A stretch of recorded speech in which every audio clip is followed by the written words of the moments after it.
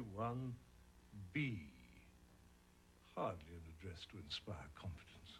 I've never sought to inspire confidence in others. I have quite enough of my own.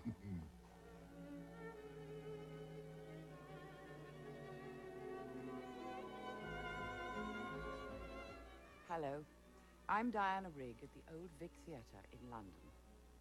In December 1893, Sherlock Holmes died in the pages of a story called The Final Problem. On September the 12th, 1995, he died a second time. Jeremy Brett, the actor who for more than a decade was Sherlock Holmes to millions of television viewers, died in his sleep at his London home. In a bracing interpretation that was both fresh and faithful to Sir Arthur Conan Doyle's original, Brett portrayed Holmes in 41 episodes produced by Granada Television. A significant achievement, to be sure, but only a part of his 40-year legacy.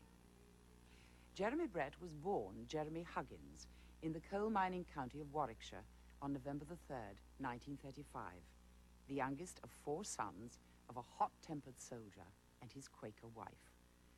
He knew from the age of 8 that he wanted to be an actor, despite a speech impediment that wasn't corrected until he was 17. In deference to his father's disapproval, Jeremy took the stage name Brett from the label in his only suit. His career began in Manchester, England, in 1954, when he joined a repertory company specializing in juvenile leads. Too juvenile, apparently, since he nearly got sacked for making his co-star look too old. In 1958, he married the actress Anna Massey, and they had a son, David, before divorcing 3 years later. Then, in 1964, Hollywood beckoned with the musical My Fair Lady. Are there lilac trees in the heart of town? Can you hear a lark in any other part of town? Does enchantment pour out of every door? Although his singing voice was dubbed, Brett made a strong impression as the lovesick Freddie Eynsford Hill. Freddie, whatever are you doing here? Nothing. I spend most of my nights here. It's the only place where I'm happy. Don't laugh at me, Miss Doolittle. Don't you call me Miss Doolittle, do you hear? Eliza's good enough for me. Jeremy's talent eventually caught the eye of the man he called his great god, Laurence Olivier, who, in 1967, invited Brett to join the National Theatre. On the opening night of Love's Labour's Lost, Olivier gave him a list of acting do's and don'ts, which he carried with him for the rest of his life. Adept at playing debonair lady killers, Brett once tested for the role of James Bond, but found he was more at home on the stages of London and New York. In 1978, he starred in a Sherlock Holmes thriller called The Crucifer of Blood, not as Holmes, but as Dr. Watson, a character he once described as much more my kind of person. In the early 80s, he made his mark in some notable British television productions. Rebecca, seen in this country on Mystery, The Good Soldier, and On Approval. The latter two appeared on Masterpiece Theatre, whose producer, Joan Wilson, Jeremy married in 1976. New York with Mrs. Van Hoppe or Mandalay with me? I don't understand. Choose. You mean you want a secretary or something? I'm asking you to marry me, you little fool. What does any woman know about any man? Yes, but what is much more to the point is, what does any man know about any woman? Having made the remark of a complete imbecile, perhaps you will tell us the answer. He knows everything about her. And you nasty old lady, you thought I was going to say he knows nothing about her. Got you. I'm so desperately in love with Nancy. I'm dying of it. It isn't selfish, is it? I mean, you wouldn't call it selfish. The knowledge that she loves me is the only thing that's keeping me alive. I shan't do anything to encourage her. I shan't write even. I shan't reply if she writes to me. That isn't selfish, is it?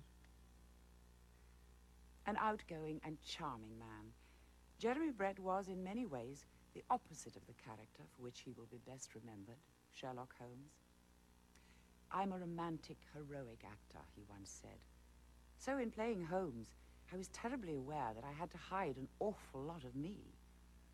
But he shared with the detective a passion for his work, delivering a defining performance charged with electrifying energy and imagination.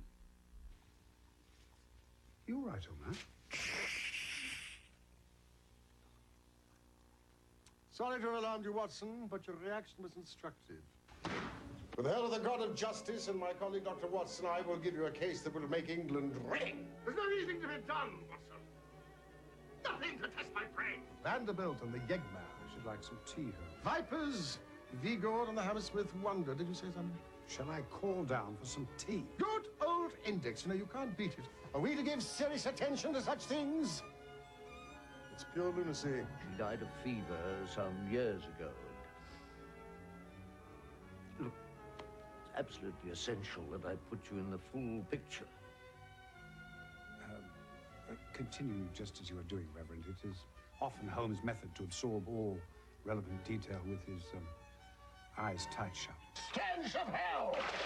This agency must stand flat-footed upon the ground, and then it is to remain. The world is big enough for us. No ghosts need apply. No, anything is better than this stagnation. Really. It's one thing to diagnose a problem, Watson. It's quite another, often, to resolve it. I can discover facts, but I cannot change them. We are very grateful to you, sir. My privilege, Miss Savage.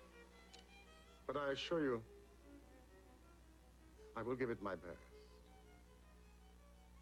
A British writer once suggested that if ever an epitaph were needed for a character as immortal as Sherlock Holmes, it could be found among the detective's own words. One likes to think that Holmes speaks for Jeremy as well when he says, "I think that I may go so far as to say that I have not lived wholly in vain. If my record were closed tonight, I could still survey it with equanimity. The air of London is sweeter for my presence. London, yes, and far beyond." I'm Diana Rigg. Good night.